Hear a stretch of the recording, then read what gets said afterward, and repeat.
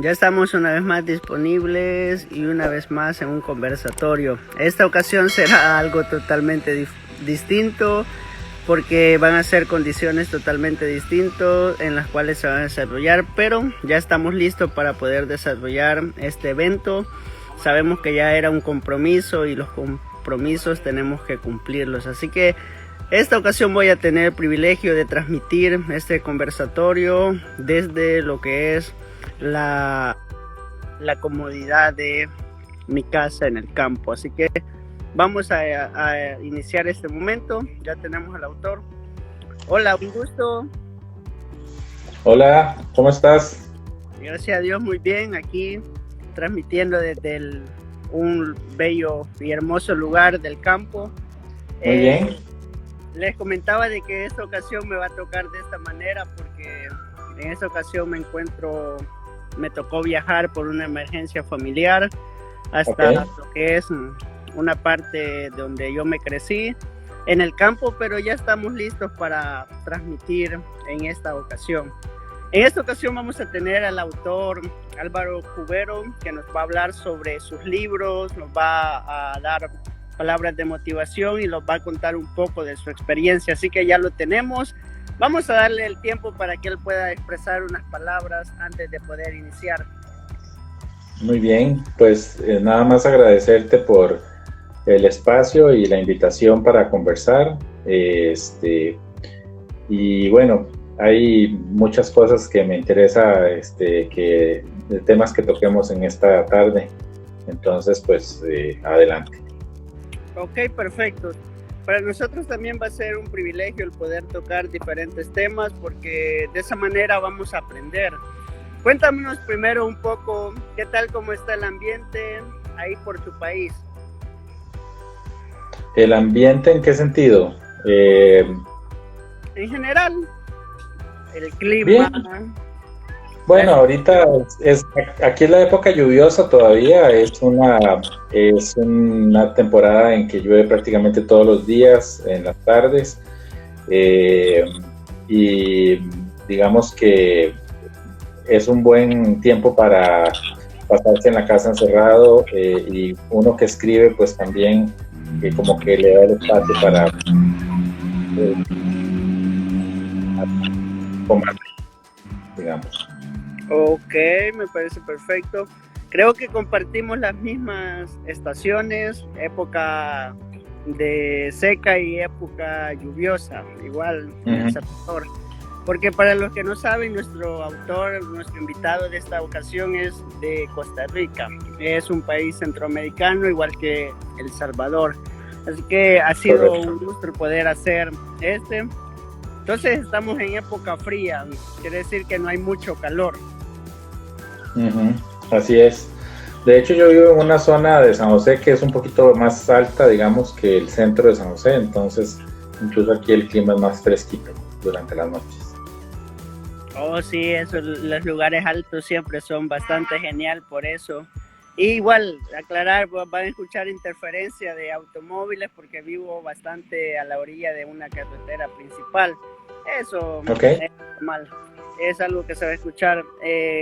Hoy me ha tocado transmitir de aquí, yo vivo en la capital, pero hoy me encuentro en el último departamento del Salvador, lo que es La Unión, más pegado a la zona costera. Esta zona siempre tiende a ser más calurosa, estamos más cerca de la playa y todo eso, la arena y cuestiones así, pero igual ya estamos listos para aprender algo nuevo.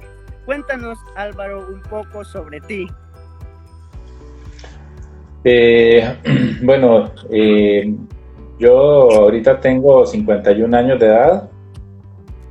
Yo estudié la carrera de Ciencias de la Computación e Informática y me desempeñé en esa carrera muchísimos años. Luego pasé a trabajar en lo que eran ventas de software. Estuve también haciendo eso mucho tiempo, hasta que cuando cumplí los 49 años, yo sentí que ya no podía esperar más para empezar a darle, digamos, rienda suelta a un sueño que yo tuve desde que tenía 8 años, que era escribir.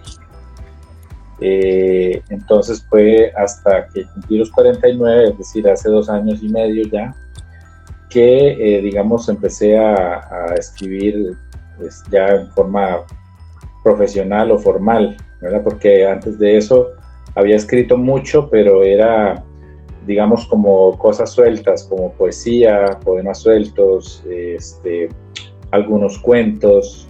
Cuando más chiquillo escribía cómics, diseñé mis propios personajes, sí, diseñé mis propios personajes, los dibujaba, inclusive con mis compañerillos de la escuela, mis amiguillos y mis primos, luego me ponía a jugar con esos superhéroes inventados por mí y hasta grabábamos en cassettes las historias y todo. Bastante entretenido, sí. Oh, magnífico. Grandes rasgos.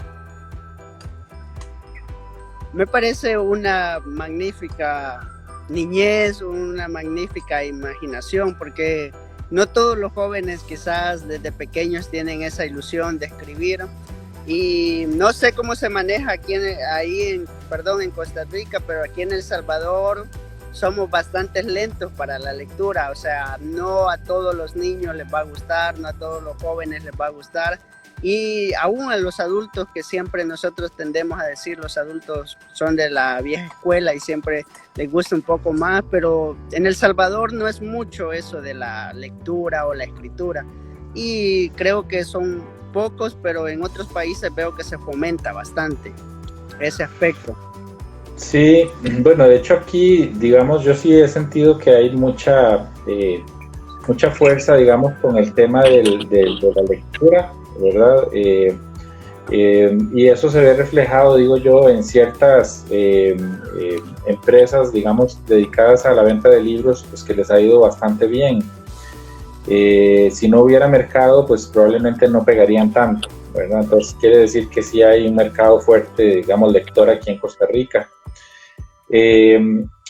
Digamos que yo no podría hablar en términos generales cómo es el tema de fomento de la lectura en Costa Rica, pero sí puedo hablar de mi experiencia particular y de la gente cercana a mí, digamos, como mi hermana y algunos primos, ¿verdad? Y lo único que digamos, yo puedo decir es que para nosotros el tema de leer era muy importante. Desde chiquillos nos daban libros de cuentos, mis abuelos tenían enciclopedias que nosotros teníamos acceso libre a verlas, a consultarlas, a leer historias. Entonces, digamos que para mí, en mi caso particular, la literatura fue algo con lo que yo tuve un contacto fuerte desde pequeño. Mi papá también era muy asiduo lector, continuamente compraba desde librillos pequeños hasta libros gordos, digamos, para leer. Siempre, digamos, eso fue como un tema vigente, ¿verdad? En realidad, en aquellos años, más cuando yo era muy chiquillo, pensar en convertirse en escritor era casi como imaginarse, no sé, una persona que estaba como en otro nivel, ¿verdad? En otro plano de existencia, casi, ¿verdad? Era una cosa que se consideraba inalcanzable, ¿verdad? Y yo creo que fue por eso mismo que yo, digamos que dejé ese sueño dormido tantísimos años, porque yo recuerdo que los últimos 20 años, si no es que más, yo a cada rato le decía a mis amigos y conocidos, cuando yo sea viejo quiero ser escritor. Y yo lo decía y era casi como un mantra, ¿verdad? Pero no pasaba de ahí, no pasaba de desear ser escritor, ¿verdad? Entonces fue curioso porque la vida me llevó a una especie de callejón sin salida con el trabajo que yo tenía y una empresa que yo tenía, hasta el punto donde fue así como, bueno, o escribe, ¿verdad? Entonces, digamos que fue eso la razón por la que empecé a escribir realmente, ¿verdad? Pero yo tenía como lo digo yo, como una presa de letras acumulada, ¿verdad? De décadas de querer estar escribiendo historias, y había sido alimentada mi imaginación por demasiada información, ¿verdad? De todo lo que me había nutrido, digamos, de historias de fantasía, de historias mágicas, de historias de ciencia ficción. Entonces, cuando yo empecé a escribir, yo sinceramente no sabía ni qué iba a escribir, no había ni pensado qué, simplemente dejé que mis dedos volaran en el teclado. Y eso, bueno, yo después me enteré de que eso se conoce como un escritor brújula, ¿verdad? Que es el escritor que se deja llevar por la imaginación y que digamos, da rienda suelta a la creatividad para inventar una historia. Así fue como yo empecé a escribir y así, digamos, fue como digamos, produje el primer libro, ¿verdad? Pero creo que me estoy adelantando, ¿verdad? Mejor ya por ahí me callo y usted me pregunta si quiere mejor. No, pero me parece interesante porque es de esta manera de que nosotros vamos teniendo como un panorama de cómo es eso, porque muchas veces creemos que llegar a ser un autor, un escritor, a veces se requiere años de estudio y no voy a decir que sea malo, pero también hay muchos escritores que, como usted dice, un escritor brújula, que es aquel que le da rienda suelta a su imaginación, a todo lo que tiene y más, ya acumulando todos esos años de lectura, porque difícilmente vamos a escribir algo si no dedicamos un tiempo a la lectura. Entonces, así es como van surgiendo y creo que en estas últimas 2 entrevistas, como ha sido la chica que estuvo el domingo pasado, ella también nos expresaba eso mismo, de que ella es una escritora brújula, que ella le da rienda suelta a su imaginación y empieza a plasmar y luego ella empieza a organizar todo. Pero es algo genial.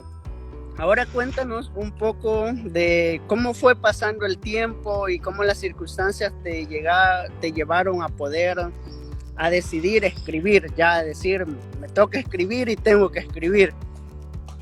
Pues es que en realidad fue como yo viví en México casi 11 años.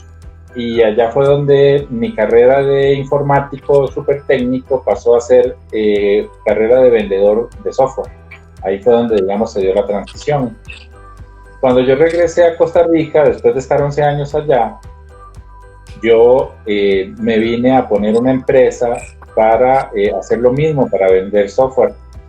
Y los primeros años me fue muy bien con esa empresa, pero hubo una serie de factores ahí externos fuera de mi control que empezaron a generar problemas y más problemas y pues varios negocios que yo traía empezaron a caerse. Y adicionalmente, pues yo estaba ya como con el gusanillo de decir, ya quiero empezar a escribir algo, ¿verdad? Fue, digamos, en un punto donde... ¿Ah? Ya quiero empezar mi vida de escritora, decís. Ah, sí.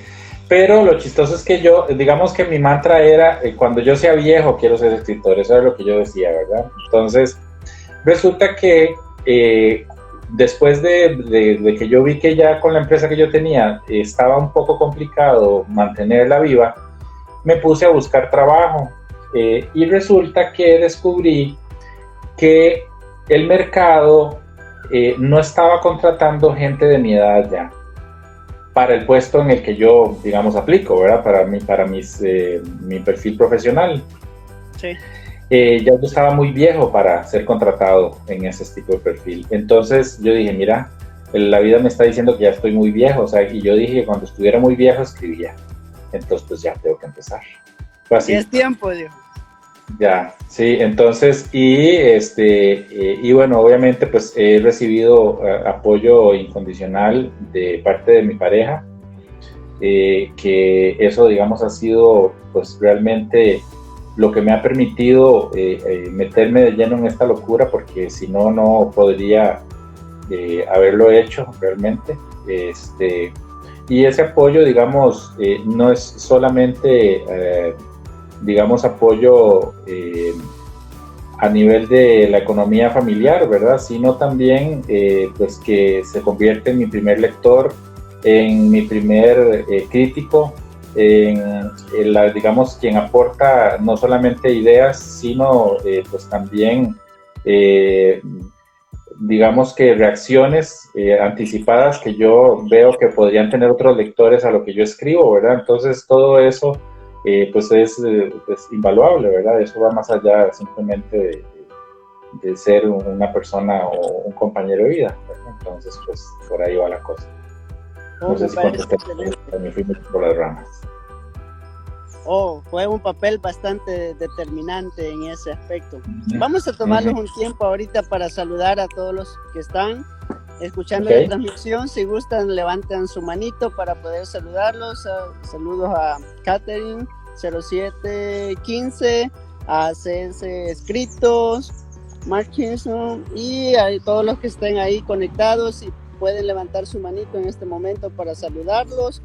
Y a partir de este momento ya pueden ir generando las preguntas. Si ustedes tienen alguna pregunta específica para el autor que la quieran hacer, la pueden enviar a través de la cajita de preguntas que aparece en este en vivo, o la pueden hacer totalmente en los comentarios.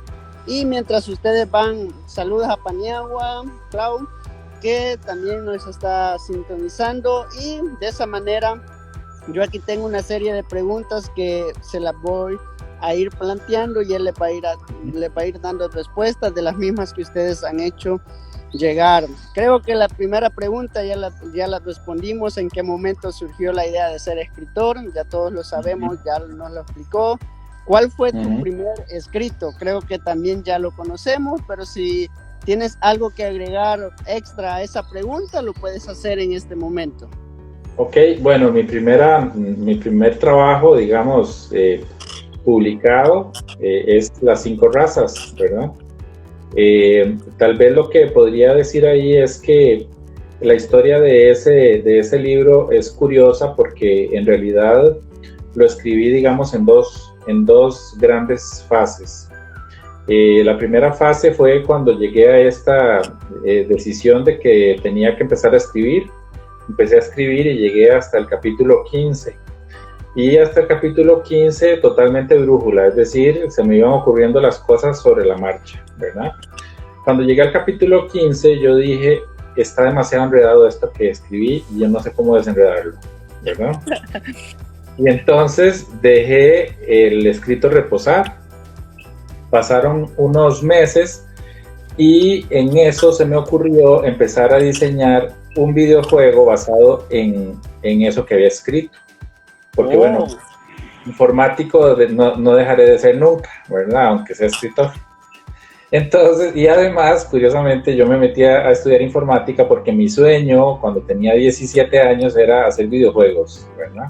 Lo que pasa es que la vida luego se le estrella a uno en la cara y le enseña que eso que uno idealiza, digamos, como el sueño de un adolescente, ¿verdad? En realidad no es tan factible, pero bueno. El caso es que entonces pues me puse a diseñar este videojuego y pues fue ahí donde empecé a crear ya, digamos, muchísima más sustancia del mundo que yo había inventado en los 15 capítulos que llevaba escritos. Entonces empecé a aterrizar un montón de características físicas de cada una de las razas. Empecé a definir ya concretamente un mapa de este mundo, ubicaciones de asentamientos de cada una de las razas, ya temas muy finos, digamos, de características del planeta, ¿verdad? De la historia. Inclusive yo me puse a pensar, digamos, porque este juego estaba ubicado como 1137 años antes de lo que yo estaba narrando en la novela. Entonces eso me permitió, digamos, como definir un poco de historia más antigua de este mundo, y cuando tenía todo eso listo, entonces fue como se me ocurrió proseguir con la novela y la terminé. Así fue como le escribí esa primera novela. O sea que el videojuego le sirvió como contexto de la novela. Ahí sí, estableció todo el contexto. Sí, de hecho, el videojuego ahorita... perdón. Es una magnífica idea. ¿Y el videojuego actualmente está disponible? No, es nada más un concepto. Está ahorita en su etapa nada más conceptual totalmente, porque una de las cosas que descubrí cuando ya tenía el videojuego diseñado es que para hacerlo necesitaba como $500,000.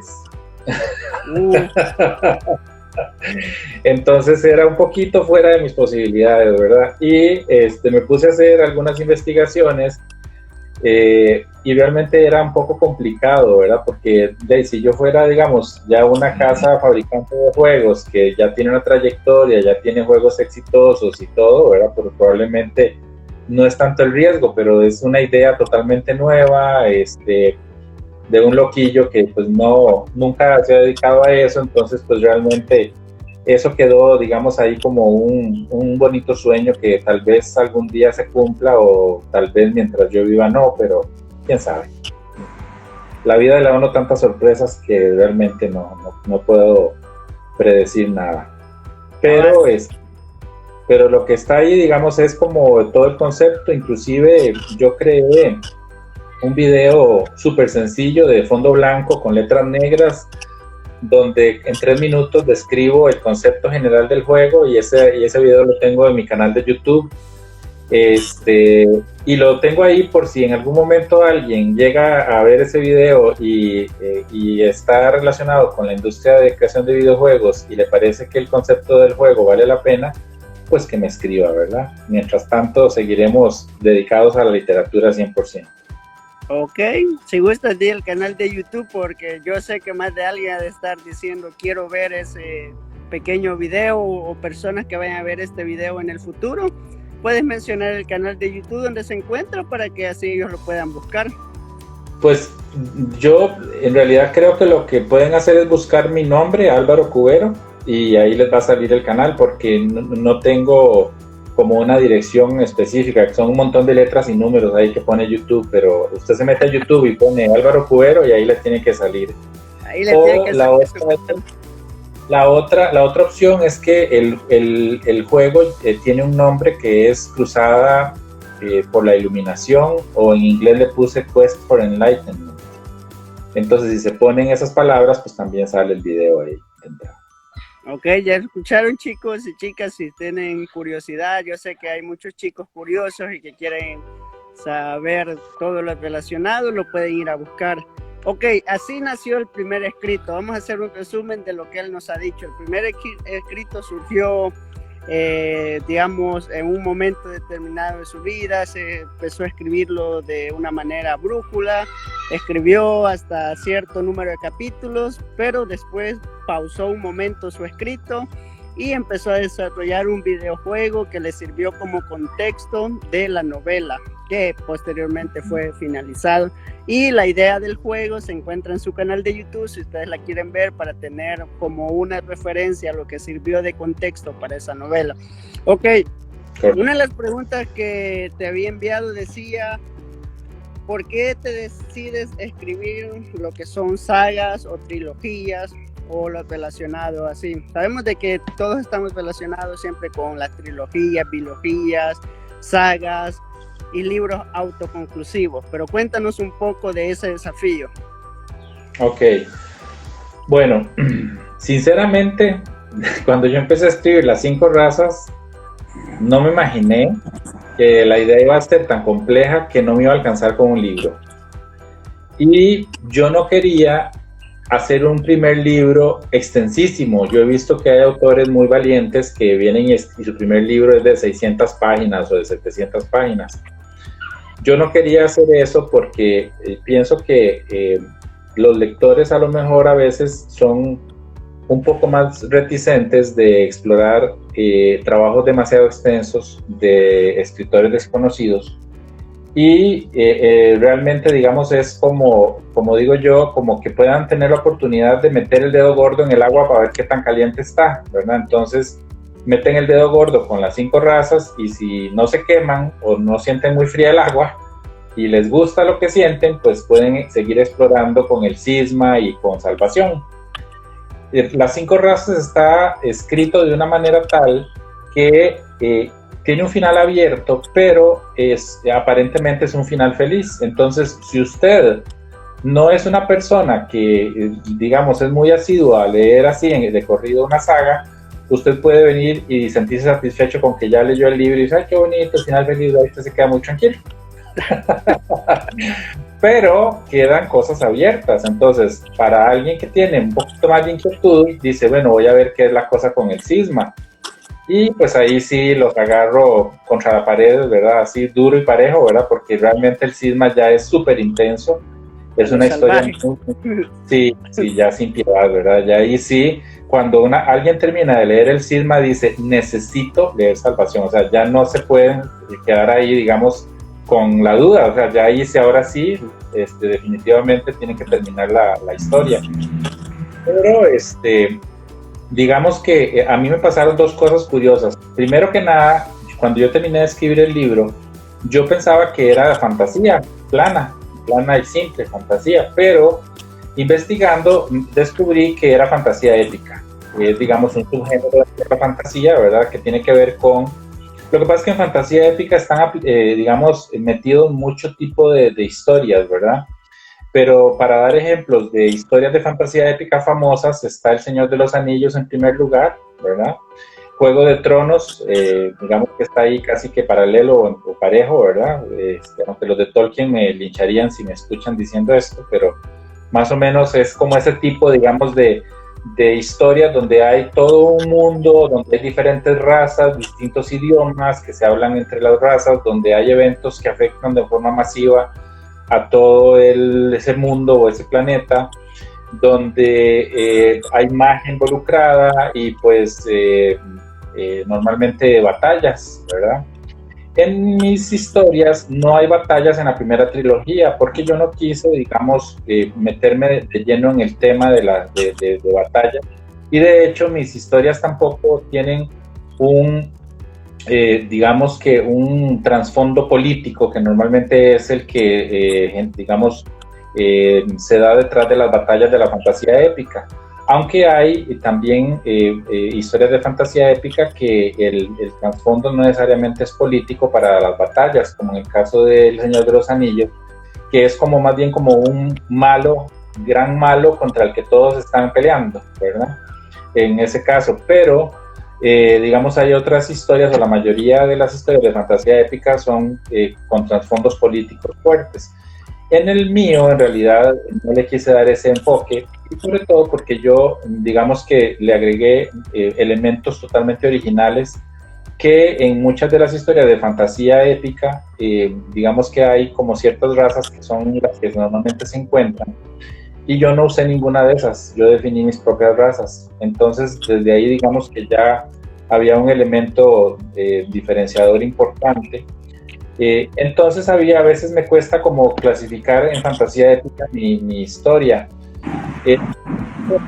Fantasía se llama High Fantasy o Alta Fantasía, que yo creo que es en el que clasifica mejor mi historia, porque sí, digamos, hay un componente fantástico realmente fuerte, ¿verdad? El componente fantástico viene planteado desde cada una de las 5 razas. Cada raza tiene componentes, digamos, o características que son fantásticas, ¿verdad?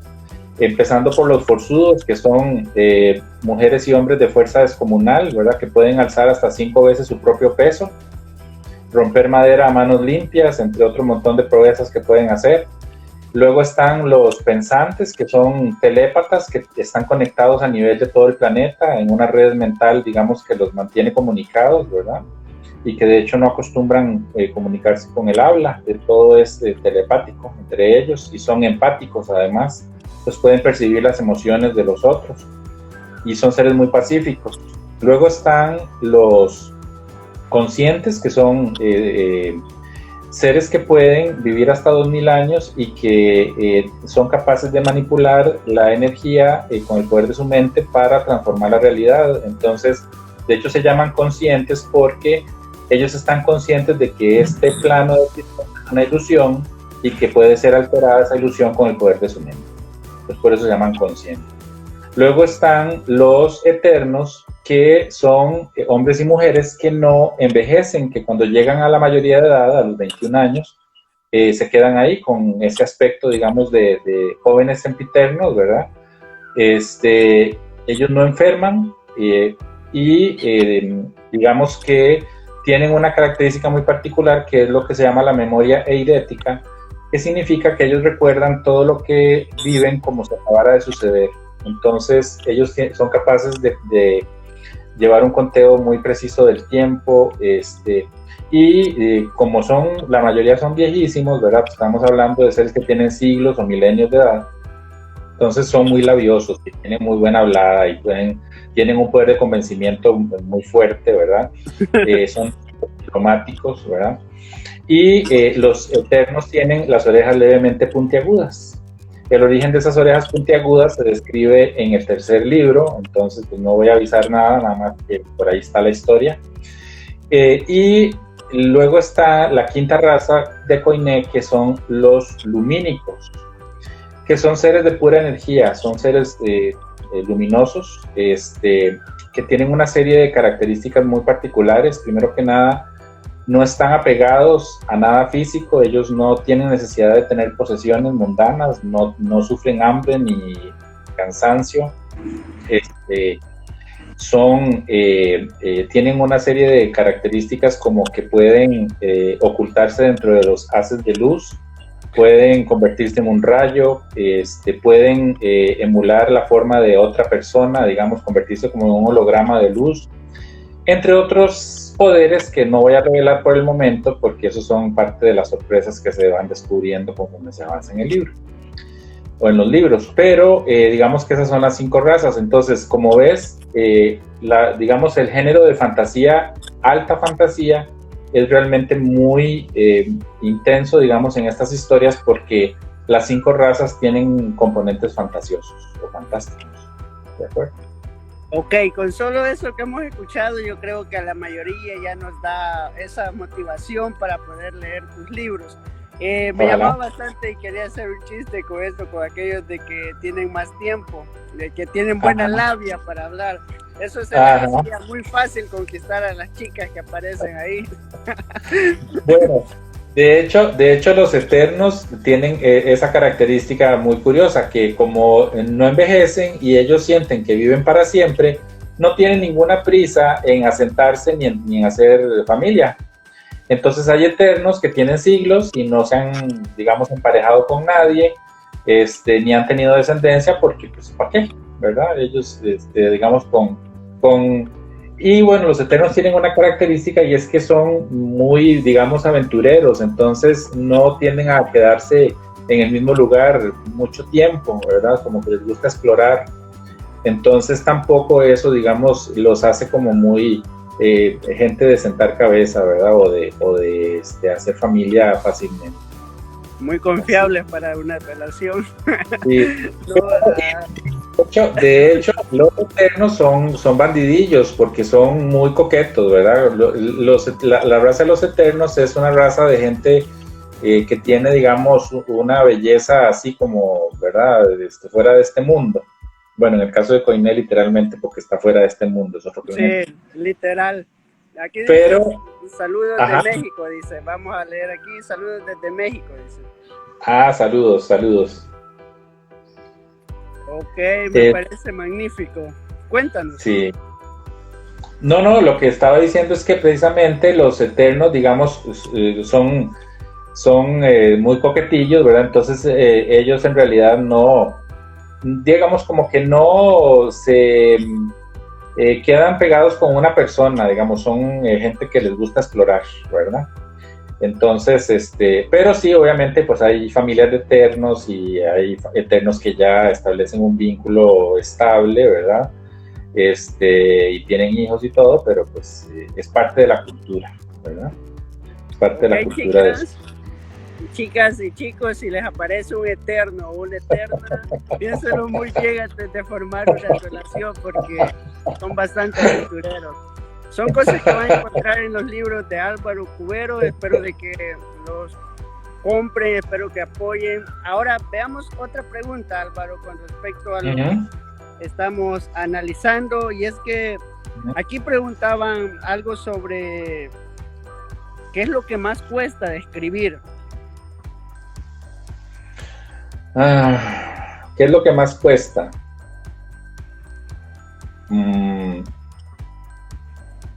¿Qué pregunta más difícil? Yo diría que tal vez que llegue la inspiración. Una vez que llega, si uno se deja llevar por ella, realmente, digamos, suceden maravillas, ¿verdad? Pero a veces, digamos, cuesta un poquito como que el cerebro haga esa magia, ¿verdad? Que es empezar a crear. Hay muchas cosas que tomar en cuenta para escribir, ¿verdad? Porque después de que ya uno se soltó y está, escribe y escribe, pueden pasar muchas cosas como que la calidad de lo que estás escribiendo no es idónea, ¿verdad? Entonces hay que revisar ese escrito, ojalá que te lo lea alguien más, que te dé retroalimentación. Ya digamos en un proceso más formal, inclusive involucrar a un editor, ¿verdad? Para que ese editor pues te dé ya retroalimentación con bases, ¿verdad? Para que realmente esa historia pues tenga los elementos que puedan atrapar al lector o puedan generar el efecto que el escritor desea, ¿verdad? Entonces, y bueno, ahí digamos que luego vienen cosas ya que no tienen que ver tanto con escribir, pero que es parte del oficio, ¿verdad? Que es dar a conocer la obra. Y yo creo que, si usted me pregunta, lo más difícil es dar a conocer la obra, ¿verdad? Una vez que ya está publicada. Creo que ese es el reto más importante y digamos que también hay muchísimo autor independiente o indie, como se les llama, ¿verdad? Los autores indie, que somos los autores que, digamos que hacemos todo por nuestra cuenta, ¿verdad? Que no estamos apoyados por una editorial para, digamos, dar a conocer las obras, ¿verdad? Entonces, pero digamos, no sé si me fui por las ramas con tu pregunta, pero creo que la contesté, espero que sí. Sí, vaya, y aquí hay una pregunta en los comentarios, no sé si la puedes ver, de parte de CCC, ese escrito, dice, además de escribir y leer mucho, ¿qué otro consejo de escritura me recomiendas? Yo creo que más, digamos, más que leer mucho, porque bueno, sí leer mucho, ¿verdad? Pero no solo es cantidad, sino como diversidad. Es decir, el cerebro, bueno, al menos el mío, se alimenta de diferentes tipos de lectura y de historias, ¿verdad? Y curiosamente, por ejemplo, ahorita yo estoy leyendo, apagué aquí una luz, esperando. Yo estoy ahorita en una etapa que es como alimentar mi cerebro para poder empezar a escribir la segunda trilogía de la saga. Entonces, yo estoy leyendo temas de fantasía, evidentemente, pero también estoy leyendo cosas que no tienen nada que ver con fantasía, que para mí son insumos imprescindibles para poder darle más credibilidad a la prehistoria de Koiné, porque la segunda trilogía es una precuela que va a estar ubicada miles de años antes de la primera trilogía. Entonces, dentro de eso, digamos, yo estoy leyendo cosas que me ayuden a darle, digamos, más solidez y credibilidad a esa prehistoria. Digamos que otra cosa que alimenta mucho mi mente es, digamos, ver películas y series, ¿verdad?, de temas muy diversos.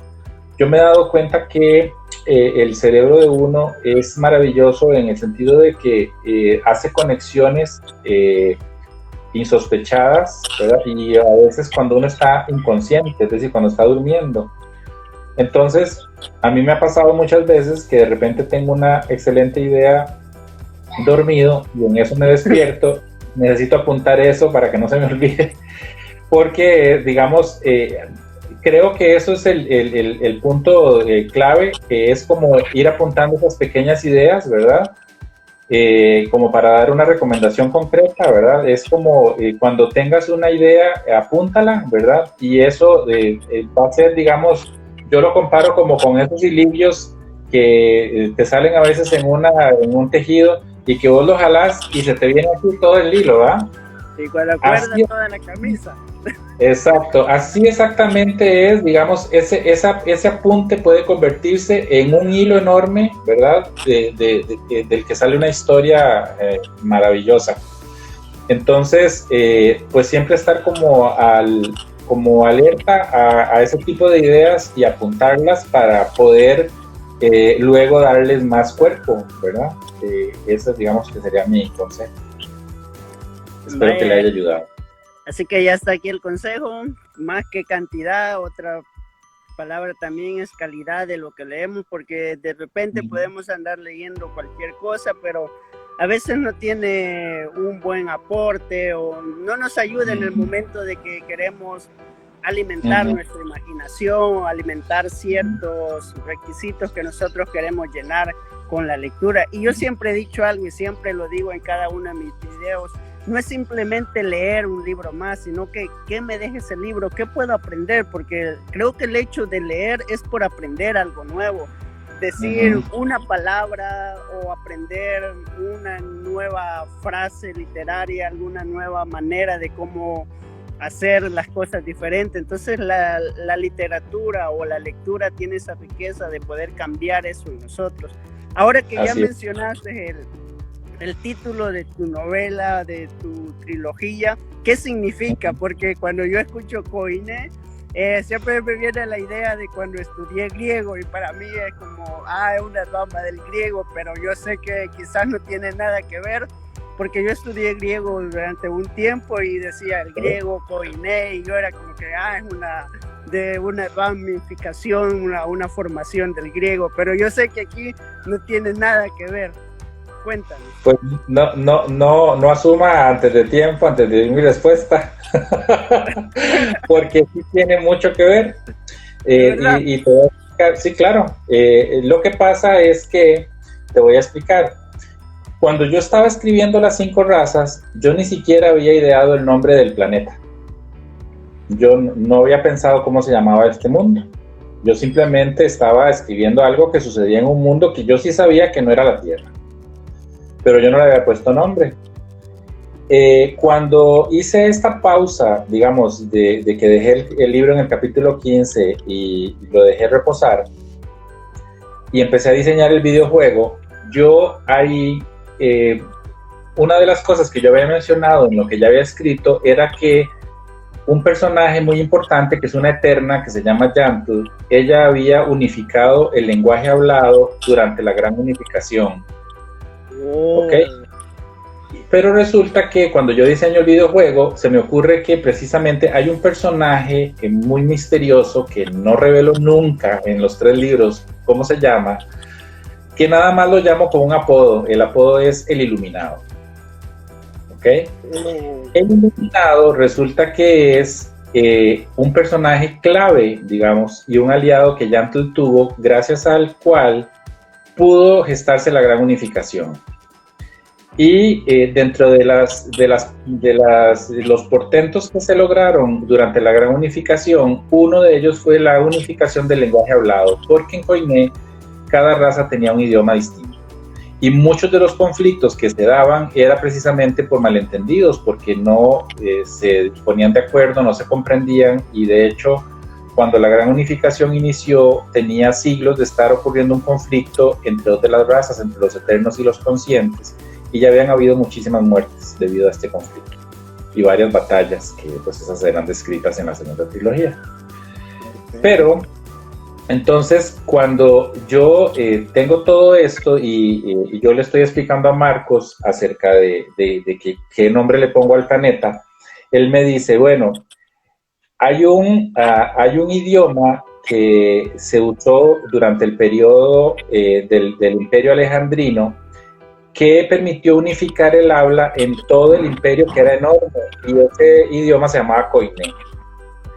Entonces, cuando él me dijo Koiné, yo dije, qué bonito suena ese nombre. Es más, me evoca lo mismo que me evoca Gaia, que es el nombre que vos sabés que le llaman a la Tierra, ¿verdad? Que es el nombre del ser vivo que representa el planeta entero.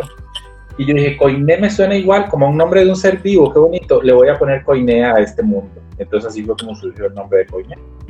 O sea que le acerté. Porque sí, cuando Exactamente. yo escuchaba Koiné, lo primero que se me venía eran mis clases de griego.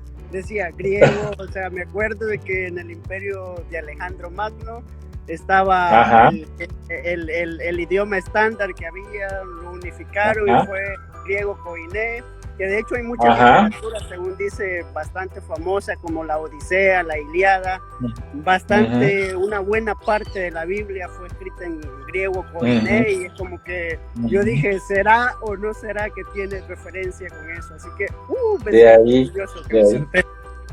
de ahí.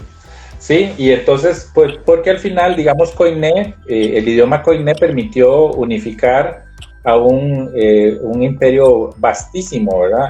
Y en este caso, digamos, Koiné, pues tuvo también una unificación de su idioma a nivel planetario. Entonces, ¿Sí? pues hay un paralelismo ahí, ¿verdad? Que viene de precisamente en honor a esta lengua terrícola, como ves. No, me parece perfecto. Ahora, cuéntanos un poco sobre el aspecto, ya nos hablaste de tus obras, de tus novelas y todo eso. Ahora cuéntanos un poco por aquellas personas que en un momento quieren autopublicar. ¿Cómo es este desafío de autopublicar? Ok, yo, digamos, desde que estoy metido en este tema de la autopublicación, he entrado en contacto con muchísimo autor independiente.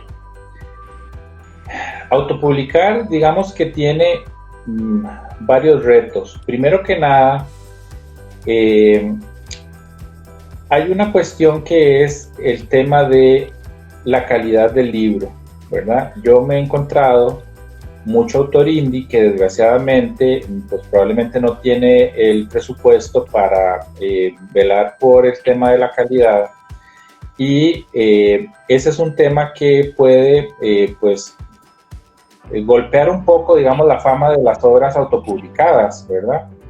Eh, y creo que ese digamos es como el primer tema que a lo mejor yo instaría a cualquier autor independiente pues, a velar por él porque digamos que las obras de mala calidad lo que hacen es afectar a todas las obras, ¿verdad? Porque al final el lector mete en la misma olla una obra autopublicada de buena calidad que una de mala y no descubre que una es buena o mala hasta que la lee. Y si por desgracia encuentra de primero la de mala calidad, entonces a lo mejor ya digamos demerita el resto de las obras que pueda encontrar de ese mismo tipo. Entonces, creo que ese es un factor importante a tomar en cuenta, ¿verdad? Eh, hay muchas formas digamos, de lograr la calidad de una obra, ¿verdad? El tema de tener, digamos, personas que tengan la paciencia de leer lo que escribiste, de darte retroalimentación, ayuda muchísimo, ¿verdad? El tema, digamos, de tener habilidades de editor, ¿verdad? Que esto no todo el mundo lo tiene, ¿verdad? Yo descubrí por chiripa, sinceramente, porque realmente no fue, sí, de verdad, no fue planeado, ni fue que yo estudié filología, ni mucho menos, ¿verdad? Pero yo descubrí que yo tengo capacidades, digamos, de edición muy buenas, ¿verdad? Tal vez es porque cuando yo era chiquillo, estaba en la escuela y en el colegio era estudiante de 100 corrido en español y me gustaba mucho la literatura también, entonces a lo mejor eso me ayudó, porque es un tema de suerte, ¿verdad? Pero no necesariamente todo el mundo tiene esas habilidades, entonces mi recomendación en ese sentido es buscar apoyo con gente que sí las tenga, que pueden ser otros escritores o pueden ser empresas dedicadas a labores de edición, ¿verdad? Porque, digamos, aquí yo quiero distinguir lo que son las editoriales que yo llamo editoriales per se o editoriales, digamos, formales, que son estas que invierten en el autor, ¿verdad? Que no solo revisan el libro y lo imprimen y lo distribuyen, sino que además hacen toda la inversión, ¿verdad? Para que ese libro pues llegue a las manos de los lectores.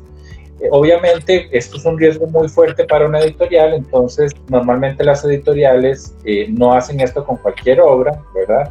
y evidentemente reciben muchísimas solicitudes de publicar obras, ¿verdad?, de autores desconocidos. Entonces, los autores desconocidos pasan por un proceso de filtrado que a veces toma hasta 2 años para que recibir una retroalimentación. Como esto es complicado, esperar a veces un escritor, digamos, en mi caso yo que soy muy impaciente, yo no me podía esperar 2 años para ver si alguien quería publicar mi novela, ¿verdad? Es que no teníamos el tiempo tampoco, ¿verdad? Exacto, además ya estoy medio rocón como para seguir ahí esperando, ¿verdad?, que pasen los años. Entonces yo dije, no, pues hay que buscar una opción diferente. Entonces hay editoriales que, digamos, lo que hacen es como ese proceso de revisión y en algunos casos también imprimen los libros. En el caso mío, digamos, yo no pasé por ninguno de esos procesos, ¿verdad? Yo lo que hice fue editar los libros yo mismo. Yo diseñé las portadas, yo creé los mapas. De hecho, esto que tengo aquí al fondo es el...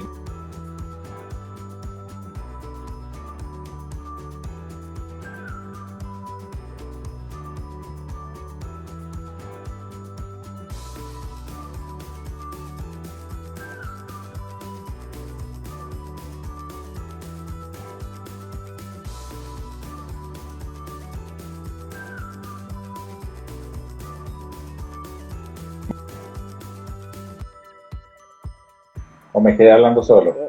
Creo que perdimos la conexión. Hola.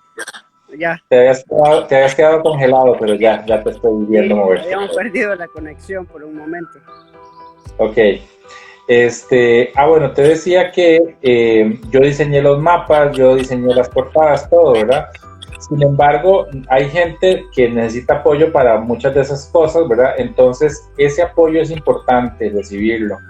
Y a veces implica, digamos, costo, ¿verdad? Hay que contratar a alguien, a un profesional diseñador que te diseñe la portada, hay que contratar a un profesional editor que te edite el libro, a alguien que te maquete ese libro para que quede en un formato que sea, digamos, imprimible, ¿verdad? Todos esos, digamos, son retos que hay dentro del proceso de autopublicación. Y luego hay que encontrar la plataforma adecuada para hacerlo. Hay muchas plataformas de autopublicación. Yo exploré algunas y al final, después de pues, algunos, digamos que errores o situaciones ahí no muy agradables, terminé decidiéndome por quedarme con la plataforma de Amazon que se llama Kindle Direct Publishing o KDP para abreviar. Sí. Entonces, KDP para mí, digamos, ha resultado ser una plataforma muy robusta que me ayuda a colocar los libros en un mercado internacional muy amplio, que me permite ofrecer los libros tanto en formato impreso como electrónico, que me vende mis propios libros al precio de costo de impresión muy barato, realmente muy bajo. Digamos, ¿para qué compraría un autor sus propios libros al precio de costo? Bueno, noticia de última hora. Todo autor autopublicado debe comprar sus libros y venderlos. Eso, digamos, es el principal reto. Es decir, cuando uno, digamos, contacta a estas editoriales que realmente no son las editoriales formales, sino que son esas que nada más te revisan el libro y a lo mejor te ayudan a imprimirlo, pero que ya una vez impreso está en tus manos ver dónde lo colocas. Esas editoriales, pues igual, o sea, lo que hacen es que te piden o te exigen, digamos, un mínimo de ejemplares impresos, porque obviamente es el margen con el que ellos ganan, ¿verdad? Amazon no tiene eso, es decir, Amazon a mí no me exige que yo mande imprimir mínimo 300 ejemplares para poderlos imprimir. Puedo imprimir 10 si quiero, o 20 o 50, o los que yo necesite. Perdón. Imprime y acabar lo que usted necesita. Exacto. Obviamente, entre más imprimes, mejor te sale el costo unitario porque se diluyen ciertos costos en lo que es el envío. Entonces, si imprimes muy poquitos, pues cada ejemplar te sale súper caro, ¿verdad? Entonces, cuando vendes ese ejemplar a un precio razonable para el mercado, lo que te ganas son $2, ¿verdad? Pero si, digamos, mandas a traer un buen volumen, entonces, pues baja bastante el costo del ejemplar unitario y cuando lo vendes, pues ya ahí sí tienes una ganancia un poquito más decente, que con esa ganancia, ¿qué es lo que haces? Vas y compras más libros, y así va, es un proceso, digamos, creativo. Y algo que cuesta bastante es convencer a las librerías de que pongan tu obra a la venta. Ese es otro reto muy importante. ¿Por qué? Porque normalmente las librerías están para ganar plata, ¿verdad? Entonces, digamos, colocar un libro que no saben si se va a vender o no, pues es un riesgo para ellos, porque está ocupando en los estantes espacio que a lo mejor ocuparían otras obras que sí se les venden, ¿verdad? Entonces, digamos, el proceso de convencimiento tiene pues su tema ahí para lograrlo. Y la otra es que las editoriales, las librerías, ninguna, he visto yo ni una de todas las que donde tengo colocados mis libros, te compra los libros, te los recibe en consignación y hasta que se vendan, te pagan lo que toca, ¿verdad? Y normalmente el porcentaje que la librería se deja es bastante alto, es un porcentaje que oscila entre un 30 y un 40% del precio de venta. Entonces, sí, entonces obviamente, digamos, si vos tenés un libro que te costó, más bien, digamos, que lo estás vendiendo, voy a poner un ejemplo, $15, y te costó $5 imprimirlo, quiere decir que te quedan 10, pero resulta que lo estás vendiendo a 15 y la librería te deja el 40%, entonces quítale al 15 el 40 y le quitas los 5 que te costó imprimirlo, lo que te queda es una cosita así de plata, ¿verdad? No da. Pues obviamente por eso digamos vender libros es un negocio cuando empieza a comprarlo mucha gente. Mientras se venden así de a poquitos, pues realmente los escritores nos morimos de hambre, digamos, uno no puede vivir de eso, ¿verdad? Realmente digamos que los escritores que se han vuelto famosos y que se han vuelto éxitos de superventas, es ahí donde realmente está habiendo dinero, porque el volumen es tanto que sí, cuando vos sumas de 2 en 2 dólares o de 1 en 1 dólar, ¿verdad? Y ya son 100,000 lectores o 1,000,000 de lectores, pues ya ahí sí estás viendo platita. Mientras tanto, pues no. Entonces, eso es un reto, digamos, fuerte, ¿verdad? Y los autores autopublicados nos encontramos con esa dura realidad, ¿verdad? Que es tal vez la que de repente puede desmotivar un poco, digamos, a la persona que no esté o esté con una expectativa muy alta de que su libro lo publica hoy y mañana ya vendió 3 millones, ¿verdad?, de copias, porque eso no es real, ¿verdad? Los libros, como cualquier cuestión de literatura, tiene un proceso, digamos, de entrar en el mercado, de que la gente lo conozca, lo lea, lo recomiende, otros lo compren, inviertan el tiempo en leerlo y se vaya difundiendo, ¿verdad? Entonces, sí, digamos, realmente es una tarea fuerte. Ok, ya el tiempo ya es poco el que nos queda. Ya solo nos quedan 3 minutos y antes de finalizar, yo sé que aquí el tiempo pasa súper ligero, como que al principio nos cuesta despegar, pero al final ya nos emocionamos y ya nos damos cuenta que nos toca aterrizar. Pero antes de terminar, quiero que le expliques un poco al público a dónde pueden conseguir tus novelas, por qué plataforma, aparte de Amazon, dónde ellos pueden apoyarte a ti como escritor. Ok. Bueno, en Amazon, evidentemente, ¿verdad? Si buscan con Álvaro Cubero, Álvaro sin tilde, muy importante, porque con la tilde Amazon se vuelve loco y no muestra nada, pero si pones Álvaro Cubero así a secas, te salen mis libros. Yo tengo una tienda en línea que es muy sencilla, la dirección es www.koine.store, o sea, la palabra tienda, pero en inglés. Okay. Esa, digamos, y entras a esa dirección, ahí vas a ver mi tienda oficial en línea. Yo hago envíos a todo el planeta gracias a la infraestructura de envíos de Amazon, ¿verdad? Entonces, alguien que viva no necesariamente en Costa Rica me puede comprar los libros ahí y yo se los mando al país donde viva sin ningún problema. Si viven aquí en Costa Rica, pues yo tengo todo un caudal de libros aquí impresos en stock, entonces los envío de mi stock directamente dentro de Costa Rica. Y si viven aquí en Costa Rica, pueden comprar los libros en Librería Internacional, en Librería Francesa, y en Librería Infinito, que los tengo ahorita también ya ahí. Y aparte de eso, lo tengo en 2 mercados virtuales que son Mi Mercadito y Mercaditico. Ok, entonces, ya el tiempo se nos ha ido, nos quedan 40 segundos. Antes de todo, apoyemos a los autores. En este caso, había un tema que quería tocar, pero ya el tiempo no nos dio. Tal vez en una próxima oportunidad pudiéramos tocar el tema sobre un artículo que tiene sobre los bookstagrammers y los booktubers, que me pareció interesante. Desde ese momento yo tomé esas palabras. Así que los despedimos, nos quedan 15 segundos, palabra final.